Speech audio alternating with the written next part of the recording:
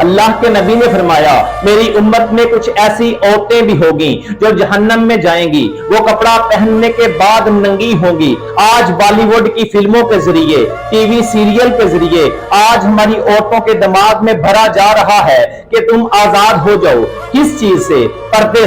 पर्दे से, शर्मो हया से। अल्लाह की कसम ये आजादी नहीं है, ये कैद है, ये मर्द की शहवत की गुलामी है।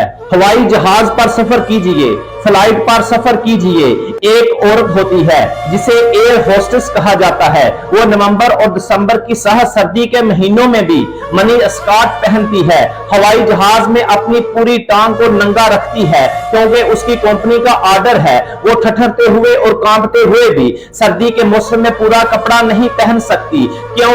क्योंकि उसकी कंपनी का एक रूल है और इस्लाम का रूल ये है कि ए नबी अपनी बेटियों, अपनी बीवियों और मोमिनीन मुसलमानों की दूसरी औरतों से कह दें कि अपने चेहरे पे चादर ओढ़नियां ओढ़ लिया करें, क्योंकि कीमती और नायाब चीजें ही ढांपी जाती हैं। और इस्लाम ने औरत को नायाब ही नहीं किया, सिर्फ इज्जत से भी नवाजा है। और सिर्फ इज्जत नहीं दी बल्कि इस्लाम ने जन्नत को औरत के पांव के नीचे रख दिया है। दुनिया कहती है कि पर्दे और शर्मो हया से दूरी ये आजादी है। मैं कहता हूं नहीं, ये आजादी नहीं है। अल्लाह की इज्जत की कसम ये गुलामी है, ये औरत के साथ अयाशी है, ये औरत को अपनी हवस का शिकार बनाने की एक घिनौनी साजिश है।